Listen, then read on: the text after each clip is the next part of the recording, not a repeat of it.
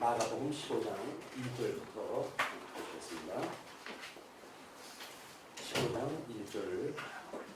새벽에 대제사장들이 즉시 장로들과 서기관들 곧 온 공회와 더불어 의논하고 예수를 결박하여 끌고 가서 빌라도에게 넘겨주니 빌라도가 묻되 내가 유대인의 왕이냐? 예수께서 대답하여 이르시되 내 말이 옳도다 하시매 대제사장들이 여러 가지로 고발하는지라 빌라도가 또 물어 이르되 아무 대답도 없느냐? 그들이 얼마나 많은 것으로 너를 고발하는가 보라 하되 예수께서 다시 아무 말씀으로도 대답하지 아니하시니 빌라도가 놀랍게 여기더라. 오늘 우리들은 구속을 위한 사역임을 증거하는 14장서부터 16장까지 내용 중에 15장에 해당되는 내용입니다. 이방인에게 죽으시는 장면이에요. 그 이방인에게 죽으시는 장면은 우리가 예수님께서 표적을 보여달라고 하는 유대인들한테 나는 요나의 표적밖에 보여줄 것이 없다 이렇게 이야기를 하시거든요. 그러니까 지금 이방인한테 팔려가는 일은 결국은 표적이에요. 이게 우리는 그냥 운이 사나워가지고 저 말도 안 되는 인간들한테 예수님이 수모를 당하는구나 이렇게 그냥 인간적인 생각을 할 수 있겠으나 이 일은 지금 표적적인 사건이다. 표적하면 죽은 사람이 살아나고 병자가 낫게 되어지고 벙어리가 말을 하고 소경이 앞을 보고 이렇게 되어지면 우리가 표적하면 긍정적인 것 같잖아요. 그런데 여기서 나오는 표적은 예수님이 이방인 손에 넘어가셔야 되고 그리고 십자가에 못 박아 죽임을 당하셔야 되는 겁니다. 그게 표적이에요. 표적이라는 건 예수님이 지금 구약성경에 언약되어진 대로 지금 일을 하신다는 겁니다. 그렇기 때문에 우리가 역사를 이해할 때 우리는 현실적인 걸 잘못 이해를 하게 되면 부정적으로 그거를 해석하기가 쉬워요. 그러나 하나님께서 사랑하는 사람들을 중심으로 역사를 섭리하실 때에는 부정적인 역사가 하나도 없습니다. 다 긍정적인 역사예요. 예수님을 이 땅에 보내주시고 그분으로 인해서 구원을 받고 죽었던 내가 살아났도다 라고 하나님 앞에 찬양하는 사람들의 이야기이기 때문에 다 긍정적인 거예요. 거기서 예수 믿는데 고난을 당한다고요? 그것 때문에 우리가 코가 빠진다고요? 그렇지는 않습니다. 죽었던 내가 살아나는데 거기서 더한 고난이 뭐가 있겠어요? 고난 중에 고난이래야 죽기까지 밖에 더 합니까? 그런데 우리는 죽었던 우리가 살아난 거거든요. 이것이 지금 예수님이 첫 번째 부활의 열매를 이제 어떻게 맺게 하는지를 보여주시기 위해서 친히 십자가에 못 박아 죽으시는 장면이에요. 오늘 이 장면을 통해 가지고 예수님이 생명으로 오신 분이 맞구나. 그래 나는 그 길이요 진리요 생명이라고 이야기를 하셨는데 우리 주님이 생명이 맞구나. 이걸 깨닫게 되어져요. 예수님을 믿는 자마다 영생을 얻었다고 우리가 신앙 고백을 하면서 신앙생활 할 수가 있는 거거든요. 믿지 않은 사람들하고 똑같이 세상의 일로 인해 가지고 코 빠지고 힘들고 어렵고 그렇다고 한다면 예수님 믿는 게 아니에요. 예수님 믿는다는 이야기는 세상이 감당할 수 없는 우리 일반 역사의 해석이 가능한 겁니다. 하나님은 지금도 살아계신데 살아계신 하나님이 우리 독생자 예수를 중대까지 내어주도록 그렇게 사랑한 나인데 그 나에게 이런 환경을 지금 섭리해 가신다는 이야기는 하나님이 얼마나 크신 사랑을 나한테 보여주시는지에 대한 비밀이 거기 있는 거거든요. 그걸 우리가 비밀을 알게 되면 주님의 놀라운 사랑을 깨닫고 찬양을 하며 살아갈 수 있겠으나 그 비밀을 모르게 되면 하나님은 나만 미워한다는 등 이런 쓸데없는 이야기하면서 우리는 예수를 믿는다고 생각을 하는 거예요. 그렇지는 않습니다. 예수님을 믿는다는 그 역사는 세상이 감당할 수 없는 사망 권세를 우리 주님께서 이기고 부활하셨다고 하는 걸 보여주는 역사거든요. 부활하신 예수를 믿는다고 한다면 우리는 그런 신앙을 가지고 이 세상을 살아갈 수가 있기 때문에 그렇습니다. 그래서 이미 그것을 경험한 우리들이 이 성경을 볼 때에는 우리 언젠가도 그 말씀을 드렸죠. 그러니까 이 성경을 보는 거는 십자가 도에서 예수님의 죽으시는 장면, 뭐 세례를 받고 우리 성례를 갖다 할 때 성례에 예수님 죽으시는 장면만 언급되어지는 것이 아니라 영원히 부활하셨던 그 주님께서 지금 우리들에게 은혜를 베풀어 가지고 성찬을 허게 하신다는 거예요. 그래서 거기에는 죽으심과 부활의 두 가지 측면이 다 있는 겁니다. 그를 합리적으로 한답시고 이제 뭐 기념설이라든가 이렇게 조금 칼빈주의에서 좀 부족한 이런 그 부분을 강조하는 것은 경계해야 된다고 제가 말씀을 드렸어요. 왜냐하면 거기에는 우리 예수 그리스도의 영적 임재가 지금 있는 거거든요. 여기 우리 예수님이 지금 임재한 것이 우리한테 영감으로 이게 와 닿아야 돼 이게. 근데 그분이 없는데? 라고 하는 그 이야기는 예수님 믿지 않는 달날아가는 로켓 그 조종사가 아무리 봐도 하나님은 없다고 외치는 소리나 똑같은 겁니다. 하나님이 지까지건 눈에 보이겠어요? 그 영원하신 하나님이.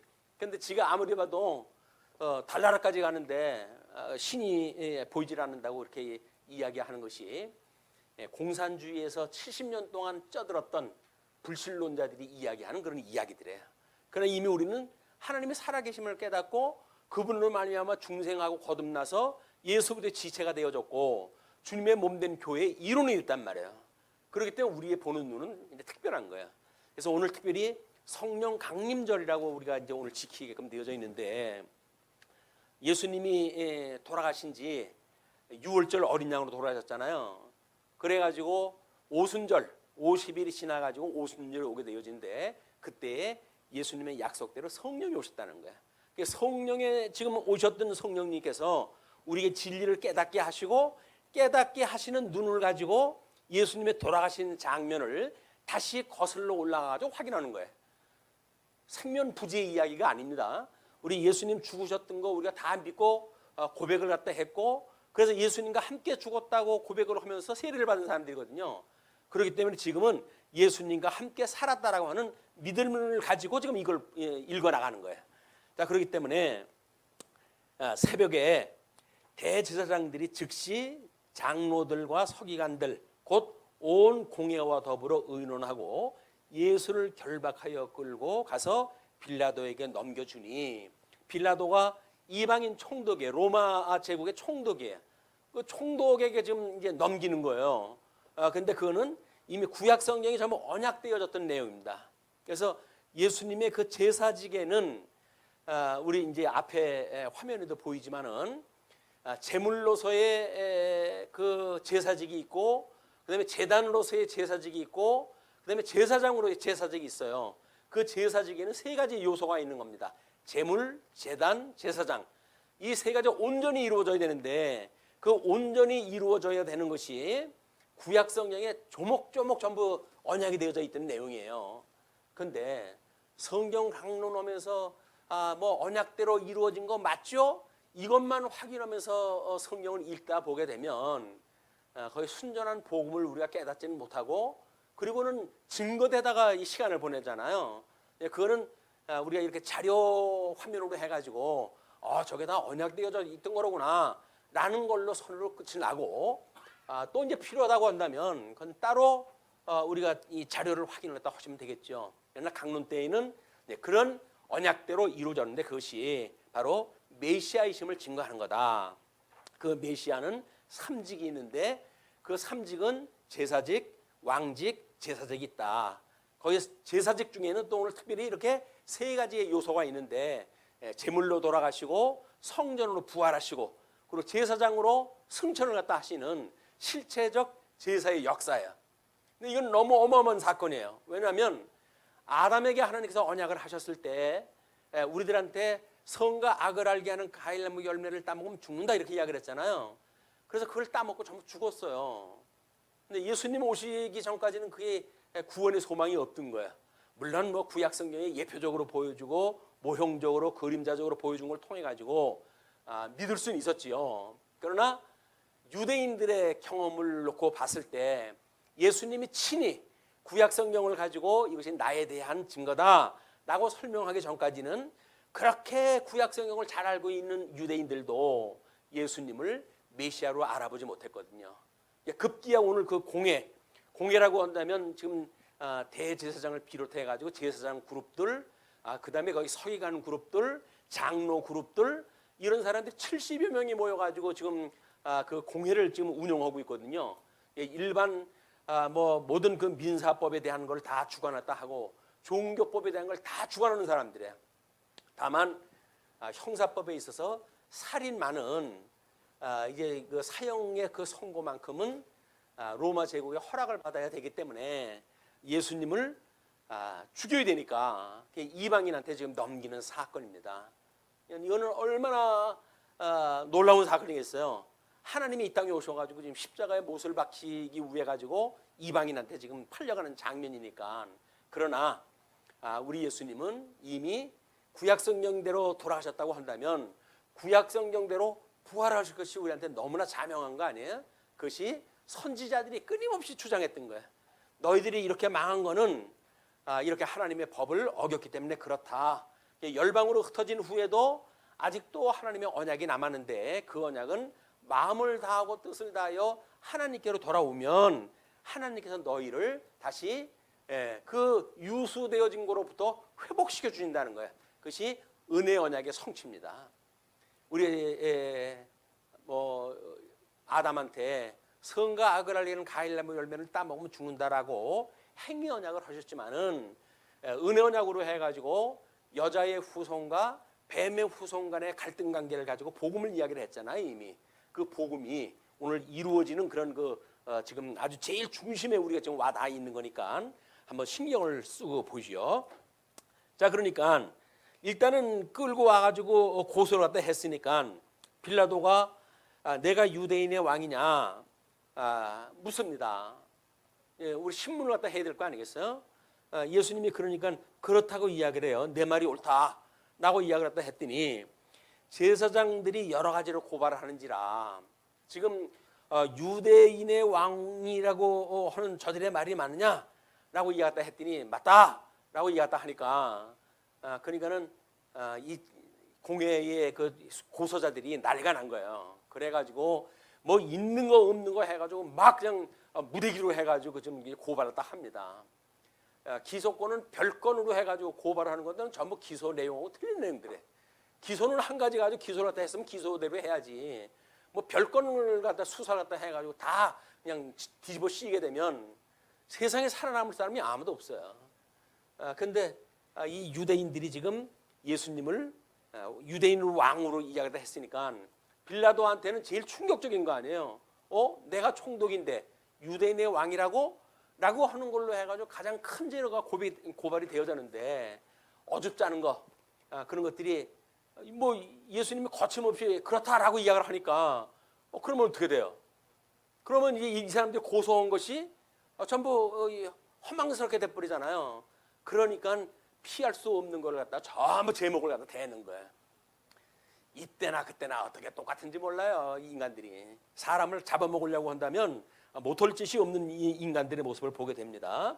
자, 그러니까 그 대제사장들이 여러 가지로 고발을 했다 하는지라 빌라도가 또 뭐로 이르되 아무 대답도 없느냐 그렇게 이야기를 했더니 예수님이 딱 입을 봉하고 이제 말씀이 없으셔요. 그러니까는 그들이 얼마나 많은 것으로 너를 고발하는가 보라. 네가 변명을 해야지. 너 스스로 변호를 해야 될 거 아니야. 이제 그런 그 이야기예요. 뭐 말이야 맞는 이야기예요. 이 기소자가 있으면 변호사가 있고 이제 그래야 되는 건데, 그러니까 예수께서 다시 아무 말씀으로도 대답하지 아니하시니 빌라도가 놀랍게 여기더라. 이건 지금 사형 선고를 갖다 해달라고 고발을 갖다 했는데 예수님이 아무 말도 안 하니까 이거 죽겠다고 지금 작정을 한 거야? 이렇게 이제 되는 거예요. 그러니까 자, 근데 그 6절로부터 15절까지 동족에 의해 사형 선고를 받게 되어집니다. 명절이 되면 백성들이 요구하는 대로 죄수 한 사람을 놓아주는 전례가 있더니 밀란을 꾸미고 그 밀란 중에 살인하고 체포된 자 중에 바라바라 하는 자가 있는지라 무리가 나아가서 전례대로 하여 주기를 요구한대. 빌라도가 대답하여 이르되 너희는 내가 유대인의 왕을 너희에게 놓아주기를 원하느냐 하니 이는 그가 대제사장들이 시기로 예수를 넘겨준 줄 알미러라. 시기심으로 이 지금 유대인들 공회의 이 고소자들이 시기심을 가지고 지금 예수님을 고발했구나. 이걸 이제 그 빌라도는 눈치를 챈 거예요. 아무리 판사가 눈치를 채도 고소 내용에 대한 그 기소 내용이 전부 증명이 되고 한다면 어쩔 수가 없잖아요. 그러니까 이제 그 11절서부터 이렇게 이야기가 계속됩니다. 그러나 대제사장들이 무리를 충동하여 도리어 바라바를 놓아달라 하게 하니, 이 충동을 갖다 해가지고 군중심리 이용을 갖다 하고 막 이렇게 해가지고 재판에 영향을 미치려고 하는 이런 공회의원들의 그런 그 생각들이 나타나는 거죠. 빌라도가 또 대답하여 이르되 그러면 너희가 유대인의 왕이라 하는 일을 내가 어떻게 하랴. 지금 그 사람이 고발됐으니까 그 고발된 현장에서 한 사람을 놓아달라고 요청을 했다 하니까 그러면 유대인의 왕을 놔달란 말이냐라고 이야기를 했더니 아니라는 거야. 아니 그러면 지금 유대인의 왕이라고 하는 사람은 그럼 어떠란 말이냐 이러고 물어봐요. 그들이 다시 소리 지르되 그를 십자가에 못 박게 하소서. 십자가에 못 박으라는 거야. 이게 이제 그 로마 제국의 사형 방법이거든요. 방법대로 해가지고 죽이라고 해가지고 악을 씁니다. 그러니까 그들이 다시 소리 지르되 그를 십자가에 못 박게 하소서. 빌라도가 이르되 어찌 미냐 무슨 악한 일을 하였느냐 하니 더욱 소리 지르되 십자가에 못 박게 하소서 하는지라. 뭐 유대인의 왕이라고 했던 것이 사실이라고 하더라도 그것이 뭐 이들이 봤을 때에는 이것이 거짓말 부린 정도의 이야기밖에 안 되죠. 사칭한 것밖에 안 되잖아요. 이걸 가지고 지금 죽여달라는 것이 이해가 안 되는 이 제목이에요. 그러니까는 그들한테 도대체 뭔 이유냐 그랬더니 이유 불문하고 소리를 질러요.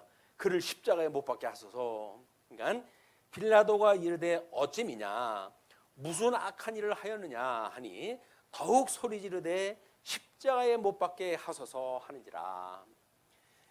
빌라도가 무리에게 만족을 주고다 하여 어차피 지금 유대의 총독으로 나와 있는 사람 아니에요. 유대인들의 뭐 옳으냐 그르냐는 사실 관심이 없어요.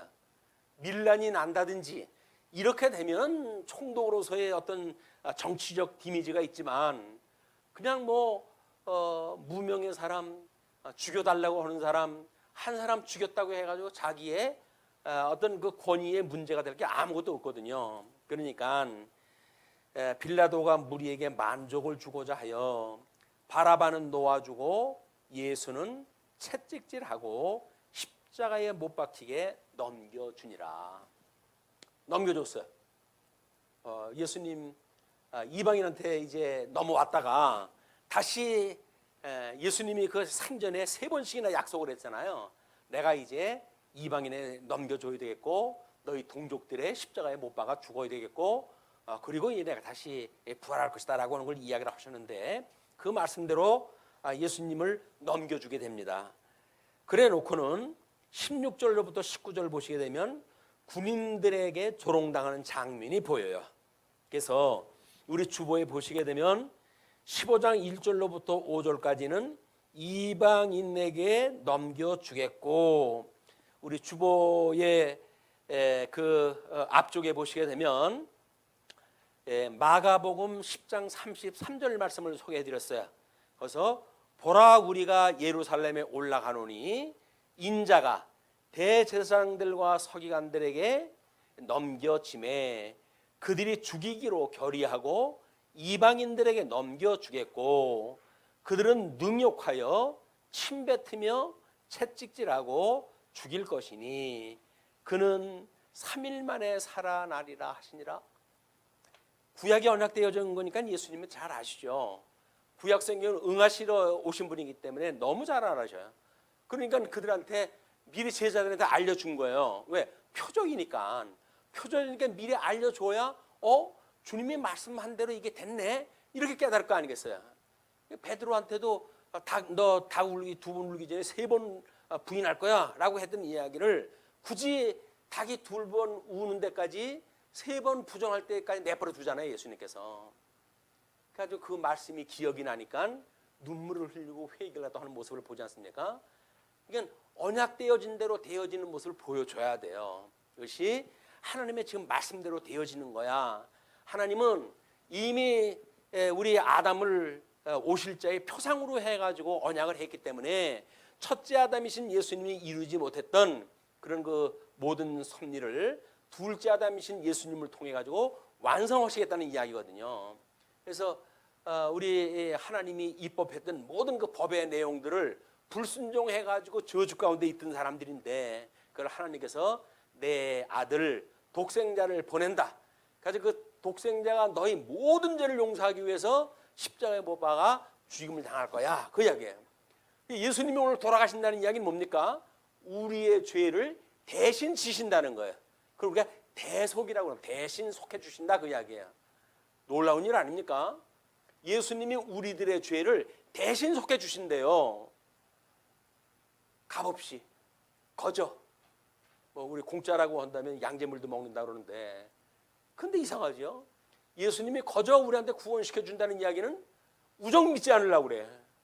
양잿물도 먹을 만한 그 공짜를 좋아하는 사람들이 예수님이 거저 살려준다고 그러면 그걸 믿질 않아요. 이게 기적 같은 일인 거예요. 근데 바보 같은 미련한 사람들만 그래요? 예수님이 내 죄를 용서를 갖다 해주셨다고요? 감사합니다. 라는 반응이 일어나는 거예요. 이게 세상에 지혜 있다고 하는 자들을 하나님이 구원하지 아니하시고 미련하고 가난하고 약하고 이런 사람들을 불러가지고 구원을 갖다 시키시는 거예요. 그게 어린 양 권세에 참여하게 되어지는 겁니다. 강한 어떤 짐승 권세에 의해서 역사가 이루어지는 것이 아니라 힘없고 나약한 어린 양의 권세에 의해서 하나님의 나라가 이루어지는 걸 보는 거예요. 왜? 표적이니까. 그게 하나님의 약속대로 되어지는 거니까. 세상 논리라고 한다면 정글의 법칙처럼 강한 그 정글의 왕들이 장악을 했다 해야 될 거 아니겠어요. 근데 하나님 나라는 그렇지 않다는 거예요. 어린 양의 권세로 해가지고 하나님의 나라가 이루어져요. 그걸 알게 되어지는 사람들마다 지지고 볶고 할 게 없어요. 왜? 하나님의 약속대로 되어지니까. 내가 영악스럽고 내가 강해가지고 되어지는 것이 아니라 예수님의 어린 양 권세가 우리를 그렇게 끌어가신단 말이에요. 어떻게? 세상이 감당할 수 없을 만큼 믿음을 줘가지고 그런 삶을 살아가게 하시니까 그러니까는 그렇게 뭘 내가 취한다고 해가지고 싸울 필요도 없어요. 그걸 우리가 취득한다기 하기 위해 가지고 술술 쓸 필요도 없어요. 하나님의 뜻대로 되어지이다. 하나님 앞에 그걸 기도로 또 하면 돼요. 내 뜻대로 마옵시고 아버지 뜻대로 했어요. 우리 예수님이 모범적인 기도를 갖다 했잖아요. 겟세마네 동산에서. 이 잔을 할 수만 있으면 나에게서 지나가게 해 주십시오. 그러나 나의 뜻대로 마옵시고 아버지의 뜻대로 해주세요. 라고 기도도 하잖아요. 우리 그 예수님 배워야 되니까 우리가 늘 그 기도하는 거예요. 내 뜻대로 마시고 아버지의 뜻대로 해주세요. 근데 우리는 아버지 뜻대로 이루어지는 것이 지금 아버지의 뜻대로 다 이루어지는 거 아니에요? 근데 아무리 봐도 이게 아닌 것 같아. 아니 하나님이 나를 사랑하시는데 이렇게 어려움을 주실 리가 없어 라고 하니까 우리가 아우성을 치는 거야. 내 뜻대로 해달라고. 그런데 저 하나님의 뜻대로 잘 돼가는 거거든요. 평안한 마음 가지시고 주님이 지금도 살아계시구나 이런 우리가 믿을 수 있는가에 대한 하나님의 말씀을 끊임없이 우리가 상고를 다 하는 거예요. 이렇게 말씀이 우리들한테 하나님께서 약속을 하셨더니 이렇게 역사를 섭리해 가시는구나 이걸 깨닫고 그리고 하나님 앞에 찬양하며 살아가기 위해서 일용할 양식을 주시옵고 우리가 매일같이 그거 구하는 거예요. 하루 3끼 먹고 사는 게 아닙니다. 성도는 떡으로만 사는 것이 아니라 하나님 말씀으로 산다고 그랬잖아요. 그러니까 끊임없이 그 말씀을 구해야 되는 거야. 아버지의 뜻이 이 땅에서 이루어지기를 바랍니다. 예, 아침에 일어나서 기도하고, 그리고 뭐 아침에 나오기 전에 기도하고, 그 중요한 일 하러 가는 거 아니에요 지금? 그러니까 기도해야죠. 중요한 일을 갖다 하러 가면서 기도는 싹 빼버리고 이거 어떻게 할까 해가지고 아무리 내 머리 돌리고 그래서 안 되는 거야. 하나님의 뜻을 구하고 하나님의 뜻대로 구하는 일이 선행이 돼야 된다. 그것이 일용할 양식을 구하는 우리들의 자세거든요. 예, 거기서 그래서 이제 그 1절서부터 19절까지가 아까 읽었던 성경 구절에 그걸 구체적으로 좀 이루어진 사건들이에요. 그렇죠? 이방인들에게 넘겨주겠고 그들이 죽이기로 결의하고 능욕하고 침뱉으며 채찍질하고, 이거를 예수님께서는 한 구절, 성경 한 구절로 다 예언을 했던 거예요. 그 예언대로 지금 역사적으로 이게 실체적으로 이루어지고 있는 거거든요. 이건 놀랍지도 않은 일이에요. 뭐 예수님이 하신다고 한 대로 약속대로 되네 라면 될 거 아니겠어요? 근데 우리 주님이 말씀했던 거 잊어버리게 되면 지금 이 상황은 견디기 어려운 상황입니다. 3년 동안 모든 거 다 포기하고 예수님을 따라다녔던 제자들의 입장에서 보게 되면, 아니 예수님이 아무 힘도 없이 둘레둘레 그냥 딸려들어 가시네. 포박을 당한 채로 그냥 가시네. 아니 주님 그냥 가시면 어떡해요? 그냥 뭐 어떻게 제가 이거 칼로 그냥 저놈들을 하나라도 비일까요? 예수님이 그러지 말라는 거예요. 칼로 망한 이 칼로 승한 자는 칼로 망한다. 그러지 말라는 거거든요. 그럼 나보고 어떡하라고요? 너희들은 나만 따라와. 그래서 내가 약속된 대로 되어지는 장면을 보고 주님은 이렇게 언약대로 이 일을 갖다 이루시는 일이로구나. 이걸 깨닫게 되면 너희들이 심령의 평강을 얻게 될 것이야. 이런 그 교육이 그동안 됐었잖아요. 그런데 그게 안 되는 거예요. 현실에 오게 되면. 우리도 이렇게 공부하지만 현실에서 어려움이 오게 되면 성경 말씀이 하나도 생각이 안 나요. 머리가 까매져요. 하얘진다 그러나? 하얘져요. 그래놓고는 어떻게 하면 좋지? 그래서 우리들의 방법을 모색을 하기 시작을 합니다. 그게 이제 악수를 두게 되어지는 거예요. 예, 그런 그 내용들이 이렇게 19절까지 아주 자세하게 실체적으로 이루어져 있어요. 그리고 20절로부터 이제 47절까지는 빨간 박스에 있는 내용들이 그걸 언약을 이루어졌던 그 구약의 구절들이에요. 그거는 참고로 해가지고 보시면서 20절부터 우리가 이제 보시겠습니다. 자, 20절 그들한테 이제 하라고 이야기를 하니까 19절 갈대로 그들의 못 박혀 죽는 데까지 내어주시게 되니까 16절로 19절 군인들에게 조롱당하는 장면이 소개가 됐죠. 군인들이 예수를 끌고 브라이도리온이라는 뜰 안으로 들어가서 온 군대를 모으고 예수에게 자색옷을 입히고 가시관을 엮어 씌우고 격려하여 이르되 유대인의 왕이여 평안할지어다 하고, 액면가대로만 그 얘기를 들으면 아주 경의에 찬 내용들이에요. 그렇잖아요. 격려까지 하고 평안을 빌고 얼마나 긍정적인 이야기입니까? 근데 이것이 문제는 이들이 약 올리려고 하는 이야기들이거든요. 그래서 갈대로 그의 머리를 치며 침을 뱉으며 꿇어 절하더라.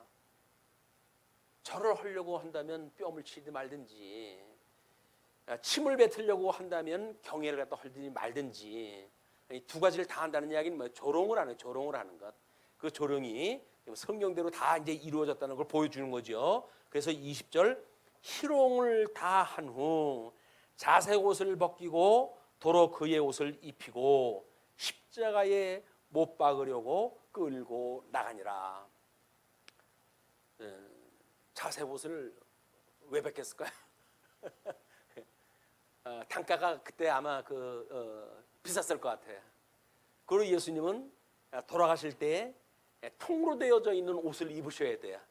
십자가에 돌아가실 때 유대인의 전통적인 복장을 갖다 입고 돌아가시기 때문에 다시 그 옷을 갖다 입히게 돼요. 자기네들은 놀리고 조롱하려고 그러는데 그 역사 하나하나가 이미 구약성에 언약되어진 대로 일이 진행된다는 거야. 그럴 때 여기 이제 우리가 소름이 돋는다고 이야기를 하는 거예요. 세상에 어떻게 이런 일이 이렇게 느껴지는 거 아니에요? 자, 그리고 21절부터 이제 20절로부터 십자가를 지고 이제 그 구레네 시몬을 통해 가지고 이제 가시는 역사가 이루어지는데, 마침 알렉산더와 루포의 아버지인 구레네 사람 시몬이 시골로부터 와서 지나가는데, 그들이 그를 억지로 같이 가게 하여 예수의 십자가를 지우고 예수를 끌고 골고다라 하는 곳, 번역하면 해골의 옷에 이르러 몰약을 탄 포도주를 주었으나 예수께서 받지 아니하시니라. 그들이 고난하는데 그걸 예수님이 이제 응하지 않으시는 거예요. 그러면서 이제 23절까지 그렇게 해가지고 사형장까지 끌고 가는 장면이 지금 소개가 됐어요. 여기서는 상당히 아주 간단하게 나왔죠. 또 다른 복음서에서는 아주 구체적으로 설명을 하잖아요. 이것이 바로 이 공간 복음이라고 사람들이 이야기를 하는데, 그것이 아니라 성경에 따라 가지고 그 가는 장면을 자세히 설명을 갖다 해야 될 필요가 있는 데가 있는가 하면, 지금 예수님은 우리 마가복음 뭐라 그랬어요? 지금 이 장면이 높아지는 신분을 소개하기 위한 과정 아니에요. 그런데 그 과정을 너무 자세히 하게 되면 높은 신분이 아니라 낮아지는 신분에 대한 걸 구체적으로 설명하는 그 꼴이 되니까, 마가복음에서는 지금 이렇게 간단하게 이런 내용들이 소개되어지고 있다. 왜? 높아지신 신분을 가진 그리스도라고 하는 걸 증거하기 위해 가지고 이제 그 마가라고 하는 저자가 성령의 감동을 받고 마가복음을 그렇게 기록을 했다고 보여집니다. 자, 그러면 24절로 32절 십자가에 못 박히시는 장면이 이제 소개가 되어져요. 십자가에 못 박고 그 옷을 나눌세 누가 어느 것을 가질까 하여 제비를 뽑더라. 우리 뭐 마태복음을 공부할 때 이것도 다 구약 성경의 성경 구절을 전부 예시로 드렸어요. 성경대로 그것이 응해졌다. 성경의 시편에 이렇게 뭐 제비를 뽑으리라라고 했던 대로 지금 제비를 뽑았다. 뭐 이런 내용들이 여기에 지금 이 설명되어져 있는 내용도 다 있는 거예요. 이게 제물로 돌아가실 때 이야기도 전부 구약 성경의 그 요절로 해서 다 지금 소개가 돼 있어요. 그냥 끌려가는 어린 양, 뭐 이사야서 53장 7절로 8절, 뭐 이런 것들이 전부 소개가 되어진 거예요. 그런 그것은 참고로 보시고, 예수님은 구약의 언약을 이루시기 위해 가지고 일거수 일투족 모든 걸 다 응하셨구나. 이걸 보면 이분은 바로 하나님이시구나. 이걸 알 수가 있는 거 아니에요? 자, 그런데 십자가에 못 박고 그것을 이제 제비를 뽑고 때가 제3시가 되어 십자가에 못 박으니라. 3시가 돼가지고 십자가에 못을 박았어요. 그렇게 했을 때 그 위에 있는 죄패에 유대인의 왕이라 썼고, 강도 둘을 예수와 함께 십자가에 못 박으니 하나는 그의 우편에 하나는 좌편에 있더라. 자, 예수님이 이제 급기야 십자가에 못이 박히게 되어졌는데, 그 십자가에 못 박혔을 때 죄패에는 유대인의 왕이라고 기록이 되어져 있어요. 우리 이제 로마서에 가게 되면 혈통적으로는 다윗의 자손으로 오셨고라고 예수님을 그렇게 설명을 해요. 예수님은 중보자이시기 때문에 인성이 있고 신성이 있다고 그랬잖아요. 그 인성을 소개할 때는 우리 다윗의 혈통으로 오셨다라고 이야기했다 해요. 그리고 성결의 영으로는 죽었던 가운데 부활하심으로 하나님의 아들로 인정되었다라고 이야기했다 해요.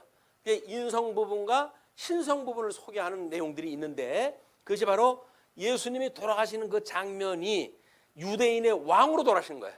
유대인의 왕으로. 예수님은 유대인의 왕뿐이 아니죠. 아담한테 하나님이 복을 줬잖아요. 나라를 줬잖아요. 그 나라를 언약을 했던 것은 유대인의 나라가 아니에요. 그 나라는 전 우주적인 나라를 이야기하기 때문에 지금 예수님은 우주의 왕으로 지금 오신 거예요. 그렇기 때문에 유대인들의 왕에 지난다. 이방인까지도 우리가 구원을 받는 이런 그 일이기 때문에 그렇습니다. 그래서 그 유대인의 왕이라고 썼고, 강도 둘을 예수와 함께 십자가에 못 박아요. 자, 우리는 예수님이 우리들의 죄를 위해 가지고 십자가에 못을 박힌다는 이야기는 심판주로 우리의 모든 죄를 대신 지시기 위한 거 아니겠어요? 그 지시는 것에 대한 이 심판의 역사에 지금 심판의 역사를 어떤 자에게는 면제를 시켜주고 사죄를 갖다 허락을 하시고 어떤 자에게는 정죄를 하심으로 해서 지옥까지 보내시는 거거든요. 왜? 창세전에 이미 예정이 되어져 있어요. 예수 그리스도 안에서 구원받을 자와 멸망받을 자가 예정되어져 있기 때문에 그 예정을 이루시기 위해서 예수님께서는 우리 하나님께서 물론 복과 나라를 창세 그 사역으로 해가지고 창조 사역을 할 때 주시잖아요. 그거를 예수님께서 이루실 때 두 가지를 다 이루시는 거예요. 정죄받을 사람에 대한 모든 죄를 대신해서 죽으심으로 해가지고 그걸 이루시고 그리고 이제 부활하심으로 해가지고 거기서 예수님을 믿는 자들은 구원에 이르는 은혜를 입게 하신다. 이걸 해가지고 하기 때문에 예수님이 십자가에 돌아가실 때는 두 명이 있어야 돼. 이거는 백보자 심판 때 예수님이 마지막 심판하다 할 때도 마찬가지입니다. 어떤 자는 영원한 생명으로 부활이 되어지고 어떤 자는 영원한 사망으로 부활이 되거든요. 그걸 지금 초림 역사를 통해서 보여주시는 장면이에요. 내가 지금 심판을 받는데 이거는 택자와 불택자를 공히 심판을 갖다 하는 장면이다. 이걸 보여주기 위해 가지고 예수님 옆에 두 죄수를 갖다 이제 못을 받게 하시는 거예요. 그런데 그 강도 둘을 예수와 함께 십자가에 못 박으니 하나는 우편에 하나는 좌편에 있더라. 거기서 뭐 이제 우리가 구체적으로 설명을 또 할 때 보게 되면 우편 강도는 구원을 받고 왼쪽 강도는 예수님을 저주함으로 해가지고 이제 구원을 받지 못했다고 하는 부연 설명들이 있잖아요. 근데 여기서는 그게 지금 설명이 생략이 되어지는 거예요. 그러면서 29절 지나가는 자들은 자기 머리를 흔들며 예수를 모욕하여 이르되 아하 성전을 헐고 사흘에 짓는다는 자여. 예수님이 그랬잖아요. 너희들이 저 성전을 헐라 내가 사흘 만에 세우겠다라고 이야기를 했으니까 뭐 살아생전에 그런 그 일이 있을 걸로 기대를 했는지 모르겠지만 그걸 모욕을 갖다 해서 하는 이야기가 아하 성전을 헐고 사흘에 짓는다는 자여 라고 해가지고 조롱을 해서 호칭을 하는 거예요. 내가 너를 구원하여 십자가에서 내려오라 하고 뭐 다른 사람을 구원한다고 그러는데 너나 구원해라 그 이야기예요. 야 그와 같이 대제사장들도 서기관들과 함께 희롱하여 서로 말하되 그가 남은 구원하였으되 자기는 구원할 수 없도다 라고 해가지고 조롱을 합니다. 우리의 이런 과정적인 어떤 그런 모습을 보고 해석을 한다는 이야기가 얼마나 우매한 건지는 몰라요. 우리가 뭐 늘 성경 해석을 갖다 할 때 우리는 연역적으로 성경을 해석을 한다고 이렇게 이야기를 하잖아요. 그러니까는 성경 구절 하나를 가지고 그걸 귀납적으로 해가지고 옳으냐 그르냐 시비를 가지고 그래가지고 수없는 성경 구절을 연구한다고 해가지고 이게 연구가 되어지는 게 아니에요. 성령께서 감동을 주시게 되면 십자가의 도라고는 복음의 이치를 단번에 깨닫게 하셔요. 단번에 깨달으니까 깨달은 시각으로 성경의 여러 구절을 봤을 때 그게 연역적으로 해석이 되어지는 거예요. 그러니까는 어떤 사람은 복음을 듣자마자 그냥 예수님을 믿게 돼요. 뭐 성경을 여러 성경 다 알고 믿는 것도 아니거든요. 그냥 성경 구절을 갖다 듣고는 그래요? 라고 해서 예수님을 믿어요. 그러니까 아주 시골의 촌노라 할지라도 뭐 이 글을 깨우치지 않은 분이라 할지라도 이 미련한 방법으로 전도하는 십자가의 도를 전도받았을 때 그들은 구원에 이르게 되어지는 거예요. 그래가지고 뭐 우리는 이것이 뭐 이제 메타 성경 신학을 기반으로 해서 통섭 성경 개론이라고 하는 논리를 가지고 성경 전체 구조를 지금 공부하고 있잖아요. 그거는 왜 그러냐 하면 이단이 계속 드러나니까 그들을 막아내려고 한다면 말씀의 구조가 그 이상이 돼야 되거든요. 뭐 하나님이 하신다고 한다면요 그럴 필요 없어요. 그러니까 우리를 통해서 해가시니까 장로님들은 그네 말씀을 배운 대로 해가지고 잘못 살아가는 성도들이 있으면 신방을 갖다 해가지고 형제님 신앙생활은 그렇게 하는 게 아닙니다 라고 권면도 하는 거예요. 그게 권징이라고 이렇게 이야기를 하는 거거든요. 그러니까 말씀을 모르면 장로님들이 장로 일을 할 수가 없는 거예요. 요즘 성경을 안 가르치는 교회에서 장로님들이 하는 일이 뭘까요? 아무것도 없어요. 그냥 당회한다고 해가지고 뭐 완장둘lun구처럼 해가지고 회의나 하고 그래가지고 굴림을 갖다 하니까 어린 성도를 살펴볼 여력이 없어요. 예수님께서는 분명히 돌아가시면서 그랬잖아요. 내가 나를 사랑하느냐? 그럼 내 어린 양을 먹이라 라고 이야기를 했어요. 그 먹이라고 하는 것이 뭐예요? 목양이에요. 목양. 그 하나님의 말씀으로 해야지 먹이도록 되어져 있는 거거든요. 그걸 목사들한테는 강도권이라고 해야지 그걸 주신 거예요. 권능을 주셔가지고 그리고 그 말씀을 가르치도록 해가신다. 그래서 웨스트민스터 신앙고백에 성경 강론은 누가 합니까? 라고 하는 질문을 또 할 때 하나님께 은사를 받은 자가 이런 성경을 풀어가지고 설명을 하는 거라고 이렇게 나와져 있습니다. 그러니까 무슨 뭐 아무나 하면 되지 뭐 맞아요. 아무나 하면 되지 뭐 그거는 증거를 할 때는 되지만 성경이 진리라고 하는 걸 증거하고 전문적으로 이걸 할 적에는 이런 간단한 도를 가지고는 안 되는 거거든요. 그걸 분리를 갖다 안 하게 되면 아유 목사님은 뭐 성경을 그렇게 어렵게 합니까?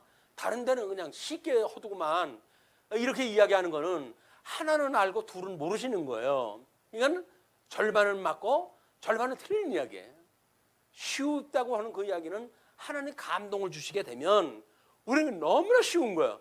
그러네. 이래가지고 우리는 깨달음이 오거든요. 근데 내가 이걸 깨달아야지라고 이야기를 하게 되면 아니 간단하게 그냥 예수님 도만 이야기를 하면 되지 뭐 구약 성경의 근거를 가지고 설명을 하고 이렇게 이야기를 하게 되면 구약 성경 읽은 적도 없는데 그걸 우리 보고 어떡하라고요? 뭐 이렇게 이야기 된단 말이에요. 근데 구약 성경을 안 읽은 것이 우리는 자랑은 될 수가 없어요. 그건 뭐 어쩔 수 없이 불가피했다라고 했을 때 우리가 뭐 인정은 되지만 그렇다고 해서 자랑할 만한 일은 아니거든요. 왜? 우리는 말씀을 매일같이 일용할 양식을 삼아야 돼요. 성도는 성경을 읽어야 되는 거예요. 성경을 읽어야 하나님의 뜻이 뭔지를 알지. 하나님의 뜻도 모르고 우리가 구원받는다는 얘기는 말이 안 되잖아요. 그러니까 그건 우리한테 필수 과정이다. 성경을 배우는 일은 필수적인 거예요. 평생을 성경을 공부하는 거야. 우리 찬송에도 나오잖아요. 우리 어머니가 나에게 그 무릎 위에서 성경을 읽어주던 성경, 낡은 그 성경에 대한 추억을 갖다 찬송과 가사로도 이야기를 하고 그러지 않습니까? 그것이 필요하다.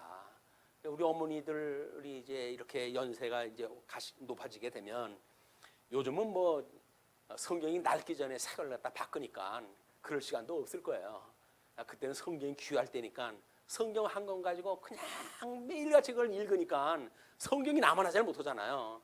이건 낡은 성경을 갖다 보고 어머니의 채취를 우리가 이제 맡게 되어지고 그리고 끊임없이 가르쳐주던 그 말씀이 기억이 나고 그래서 우리 어머니가 섬기던 하나님을 나도 섬긴다고 하는 믿음의 대가 지금 이루어지는 모습을 보여주는 겁니다.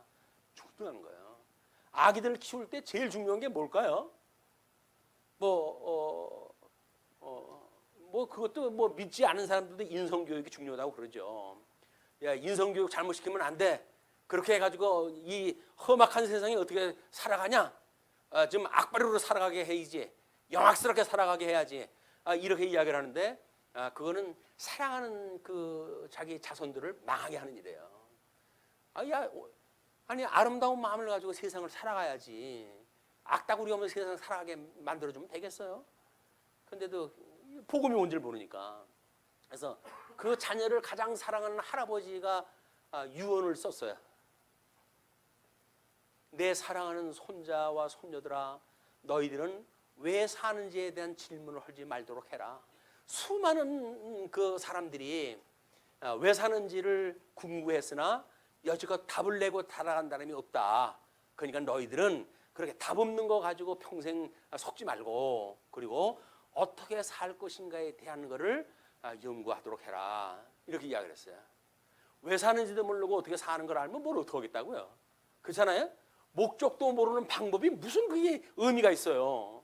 그런데 가장 사랑하는 이 손자와 손녀에게 그런 유언을 남겼다는 이야기예요. 근데 그건 사랑하는 게 아니에요. 당신이 그 나이가 되도록 살아왔다고 한다면 자녀들한테 얘들아 너무 그렇게 아웅다웅 살지 말아라. 마음 편하게 살아. 그렇게 우리 조상들은 이야기를 했거든요. 얘들아, 어머마, 지 먹을 거 다 타고 태어난다 그러더라. 그거 가지고 너무 먹는 것 때문에 이렇게 쩔쩔매고 그러지 마라. 이거 다 우리 조상들이 이야기하는 거지. 복음도 모르는 분들은 그렇게 했어요. 말씀드렸나요? 이 한글을 깨우친 할머니가 아주 그 주옥 같은 시를 갖다 쓰셨다는 거 아니에요? 그 시의 첫 구절이 애쓰지 마라. 두 번째 소절이 곧 죽을 거니까.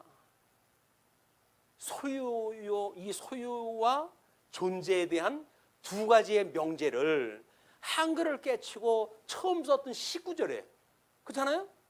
너무 염려하지 마라 그 이야기예요. 뭐 어떻게 살까 그런 거 걱정하지 말라는 거예요. 왜? 욕심 부리지 마라. 욕심 부리지 마라. 왜 그럴까요? 어차피 곧 죽을 거니까. 당신이야 곧 죽을 거지만 자녀들은 아직 더 살 일이 남은 거 아니에요? 근데 살고 보니까 그런 거예요. 살고 보니까 아이고 내가 이걸 하려고 그렇게 아웅바웅 했나? 라는 생각이 후회로 오니까 그런 시를 갖다 남겨놓게 된 거죠. 이것이 지금 예수님이 돌아가셨을 때 그런 것이 어떤 의미가 있는지를 우리가 배우는 중요한 의미라고 보여집니다. 자, 그런데 그 32절 이스라엘의 왕 그리스도가 지금 십자가에서 내려와 우리가 보고 믿게 할지어다 하며 함께 십자가에 못 박힌 자들도 예수를 욕하더라. 이것은 양쪽 강도가 다 욕한 것처럼 나와요. 이제 그러면 성경의 어떤 그 장면을 지금 봤는지에 대한 거는 시간을 통해 가지고 보여진 거니까 두 사람이 다 욕할 때 이렇게 썼으면 그렇게 되어진 거지요. 다른 기자가 봤듯이 한 사람은 그렇게 욕하던 자와 동의를 갖다 했다가 무슨 소리야 이렇게 해가지고 반대를 갖다 했다고 한다면 그건 또 그런 거예요. 시간 세계 속에서 요것만 정답이야 라고 보는 이야기도 옳은 방법이 아니에요. 과거는 어땠고 현재는 어땠고 미래는 어땠고 그리고 시간 세계 속에서 살아가는 사람들이 그걸 시간에 따라서 달라지는 현상들인데 마치 그것이 절대 진리인 것처럼 우리 오해하는 그런 것이 일이 많다. 상대방도 그래요. 그러니까 그렇게 사랑해서 죽고 못 사는 사이가 어느 날 미워가지고 그냥 죽이지 못해가지고 안달이라고 그러잖아요. 그러면 그분은 사랑했던 사람입니까? 미워했던 사람입니까? 그게 시제에 따라서 다른 거예요. 상황이 너무 어떤 한 군데다 딱 못을 박아가지고 결정을 짓지 마라. 역사는 다 이렇게 다각도로 우리가 해석이 필요한 거기 때문에 그렇습니다. 특히 우리가 이제 이렇게 세상을 살다 보게 되면 어려운 역사가 일어나요. 그때 처음에 반응하고 또 중간에 방어하고 또는 노년의 반응이 다를 수가 있죠. 그러니까 너무 어떤 한 시점에다가 못을 박아가지고 사람을 정죄하거나 또는 그 사람을 평가하거나 라고 하는 것은 그렇게 지혜로운 방법은 아니다 이런 생각이 듭니다. 자, 그러면 33절로부터 41절 보시게 되면 예수께서 죽으시는 장면이 나와요. 자, 제6시가 되매 온 땅에 어두움이 임하여 제9시까지 계속하더니 제9시에 예수께서 크게 소리 지르시되 엘리 엘리 라마 사박다니 하시니 이를 번역하면 나의 하나님 나의 하나님 어찌하여 나를 버리셨나이까 하는 뜻이라. 마치 이것만 보면 뭐예요? 아니 뭐 하나님이라며 예수님은. 근데 뭐 아버지한테 나를 버리셨나고 이렇게 불만 섞인 표현을 갖다 해가지고 돌아가셨단 말이에요. 우리가 이런 의심이 들잖아요. 근데 이거는 시편에 이미 그렇게 고백을 하도록 되어져 있기 때문에 예수님이 시편의 그 말씀을 응하는 장면이라고 그렇게 이야기를 했어요. 제가 이걸 지금 우리 장면이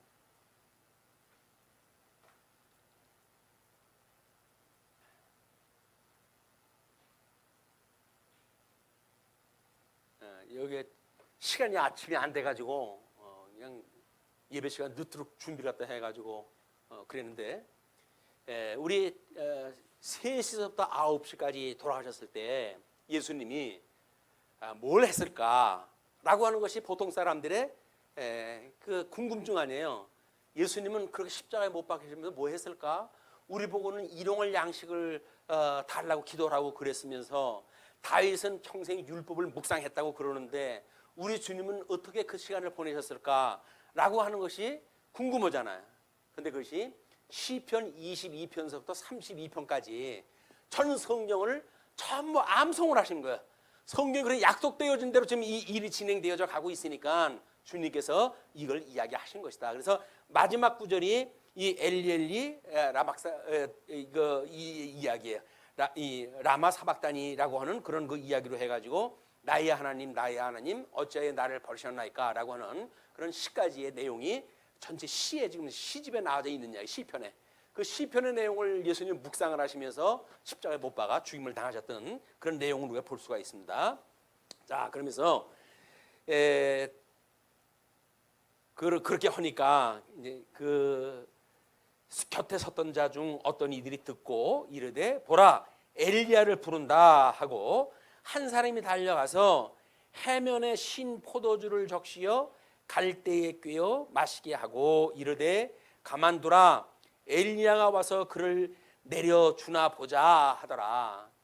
엘리야 선지자가 이스라엘에게 책망을 하고 또는 하나님의 말씀을 증거하고 이런 내용들을 이들이 알잖아요. 그 내용을 통해 가지고 하나님이 보낸 자라고 한다면 하나님이 구원을 또 하시겠지라고 하는 것을 희롱조로 해가지고 그 이야기를 딱 합니다. 그러나 시간이 되어지니까 예수님께서 큰 소리를 지르시고 숨지시니라. 예수님이 돌아가셨어요. 그 이야기는 예수님이 하나님의 아들로 이 땅에 오셔가지고 십자가에 못이 박혀가지고 사망 권세 아래로 내려가신 거예요. 왜 내려가셨을까요? 사망 권세를 철장 권세로 해가지고 사망 권세 그 머리를 쳐야 될 거 아니에요. 뱀의 머리를 치신다고 그랬으니까. 아담에게 언약하신 내용이 3장 15절 이야기가 그 이야기 아니에요? 여자의 후손이 뱀의 후손의 머리를 상하게 하겠고 그 역사를 이루기 위해서 내려가신 거예요. 이놈들이 하나님의 이 어마어마한 능력을 모르고 감히 나의 백성들을 갖다 종노릇을 시키고 너희들이 그래가지고 사망 권세한테 간 거 직접. 그렇게 가지고 지금 이제 숨을 갖다 거두신 겁니다. 38절 이에 성소 휘장이 위로부터 아래까지 찢어져 둘이 되니라. 이 장면은 뭐라 그랬죠?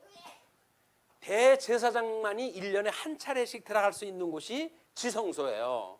근데 그 지성소와 성소 사이에 휘장이 있는데 그 휘장이 위로부터 아래로 쫙 갈라졌어요. 자, 그러면 그 휘장 안에 대제사장이 하나님 앞에 잘못되어진 자세로 만약에 들어가시게 되면 그 제사장은 하나님이 쳐가지고 죽여버려요.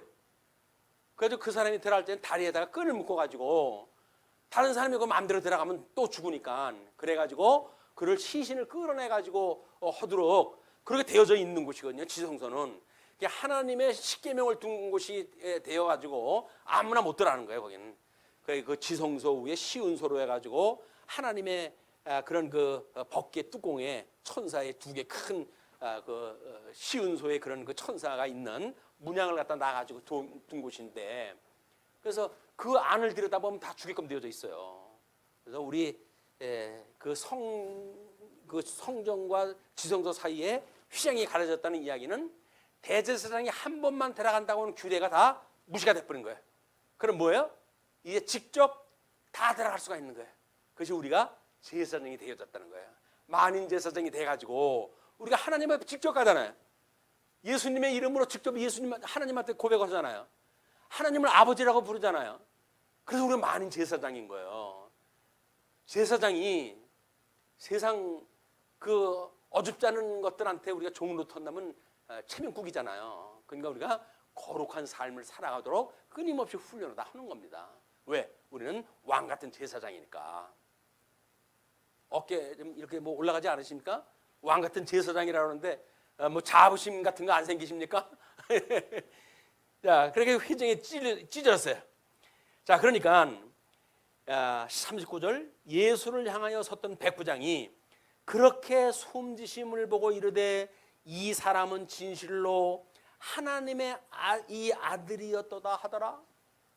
그동안 그 희롱을 하고 조롱을 했던 그 사람이 아, 이분이야말로 이 사람은 진실로 하나님의 아들이었다라는 고백을 했어요. 왜 한 거예요? 참고 우리 주보 보시라고 그랬죠. 이미 그 예수님은 하나님의 아들이었다라고 하는 그런 그 이야기는 신명기 32장 31절에 우리의 원수들이 스스로 판단하도다 이렇게 이미 언약되어져 있는 거예요. 언약되어져 있도록 이게 되어져 있어요. 이미 구약 성경에. 예수님은 지금 십자가에 못 박아 죽으심을 당했지만 그 모습을 보고 휘장이 갈라지고 이런 그 모습을 보고 한 사람 백부장이 이 사람은 진실로 하나님의 아들이었다 라고 이야기를 하는데 그것조차도 구약의 언약대로 이루어진 사건이다 그 얘기예요. 자, 그러면서 40절입니다.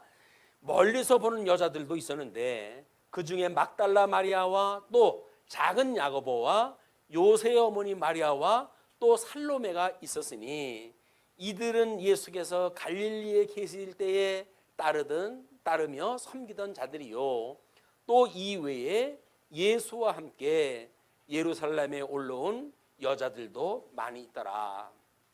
왜? 제자들은 흩어져야 된다 그랬잖아요. 제자들은 흩어져야 되고 여기 누구만 남았어요 지금? 여자들만 남은 거예요. 여자들만. 예, 주님의 몸된 교회의 여성성을 이야기를 하는 겁니다. 주님의 몸된 교회는 여성성이에요. 왜? 신랑 되신 예수님이 머리가 됐으니까 교회는 뭐예요? 그게 아내들 아니에요. 여기서는 성이 초월되어 있는 거 교회는. 여기서는 뭐 남성, 여성 이런 걸로 차별이 있을 수가 없어요. 다 그냥 우리가 예수님의 신부들이니까 예수님의 신부라고 하는 그런 우리들의 그런 신분 그걸 우리가 자각을 하는 것이 매우 중요합니다. 자, 그런데 42절로부터 47절 보시게 되면 무덤에 묻히는 장면이 소개가 돼요. 이날은 준비일 곧 안식일 전날이므로 저물었을 때에 아리마대 사람 요셉이 와서 당돌이 빌라도에게 들어가 예수의 시체를 달라 하니 이 사람은 존경받는 공회원이요 하나님의 나라를 기다리는 자라. 빌라도는 예수께서 벌써 죽었을까 하고 이상히 여겨 백부장을 불러 죽은 지가 오래냐고 묻고 백부장에게 알아본 후에 요셉에게 시체를 내주는지라. 예수님은 십자가에 이제 그 달렸을 때 옆구리에 창자국으로 인해 가지고 피를 많이 흘리시고 그래 가지고 이들이 예상했던 것보다 이른 시간에 돌아가시게 된 거죠. 그러니까 요셉이 세마포를 싸서 예수를 내려다가 그것으로 싸서 바위 속에 판 무덤에 넣어두고 돌을 굴려 무덤 문에 놓음에 막달라 마리아와 요새의 어머니 마리아가 예수 둔 곳을 보더라. 예수님은 그렇게 해서 이제 세상 사람들하고 이렇게 마주 볼 수 있는 상황이 아니에요. 이제 큰 돌로 해가지고 무덤 문을 막아놨고 하나님의 능력이 아니면 다시는 볼 수 없는 그런 장면이 된 거예요. 우리가 사람이 돌아가시게 되면 어떻게 해요? 제일 마지막에 입관식을 한다 그러잖아요. 그리고 관에 못을 쳐요. 그 못을 칠 때 우리가 이제 마지막으로 상주들이 시신을 보고 이제 마지막 그 보내시는 분에 대한 인사를 다 하고 그러는데 그러면 이제 관이 뜯겨가지고 못을 치게 되면 그 다음에는 그분을 볼 수 있는 시간이 없어요. 그리고 뭐 매장을 하면 이제 땅에 그냥 묻히실 것이고 화장을 하면 다 이제 한 줌 재료 해가지고 변할 것이고 돌아갈 게 방법이 없는 거예요. 예수님은 더 이상은 이제 살아있는 모습을 볼 수가 없는 거예요. 완전히 돌아가셨어요. 보셨어요 이 장면까지. 이제 그 다음에 장면은 이걸 확증적으로 돌아가신 거 봤어요. 그런 일서부터 이제 소개가 되어질 겁니다. 오늘 여기서 줄이죠. 기도하시겠습니다. 자비로우신 우리 하나님 아버지 은혜를 감사합니다. 참 저희들이 무엇인데 죽었던 우리를 살리시기 위해서 하나님이 친히 십자가에 못 박아 죽임을 당하시고 우리의 모든 죄를 사하시는지 하나님 감사와 찬송이 넘칩니다. 우리들 그 은혜를 잊지 않도록 늘 말씀 사모할 수 있는 마음을 주시고 그 일용할 양식을 매일같이 구할 수 있는 이런 마음도 허락하여 주시기를 소원합니다. 그러므로 우리가 이 세상을 살아가는 의미가 무엇인지 또는 우리가 이 세상의 가치가 무엇인지를 깨닫고 이 세상을 살면서 오고 오는 세상 오직 이 진리를 전승하고 보수하는 가장 큰 보람을 가지고 살아갈 수 있도록 주님께서 인도하여 주옵소서. 때가 매우 어둡습니다.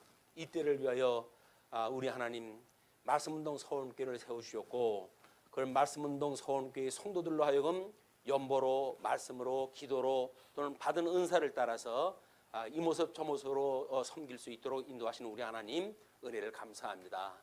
이들을 위하여 진리가 보존되게 하시고 진리가 전승되게 하시고 진리를 파수할 수 있도록 주께서 함께하여 주시옵소서. 이제 우리의 흩어져 있는 시간도 여전히 우리 주님께서 저희들과 함께하셔서 우리를 위해서 돌아가셨던 그 예수님 묵상하고 그래서 우리의 죄를 사했다고 하는 확신을 가지고 또 우리의 기쁜 마음으로 한 주간 살아갈 수 있도록 주께서 함께하여 주시옵소서. 우리 주 예수 그리스도의 이름으로 기도하옵나이다. 아멘.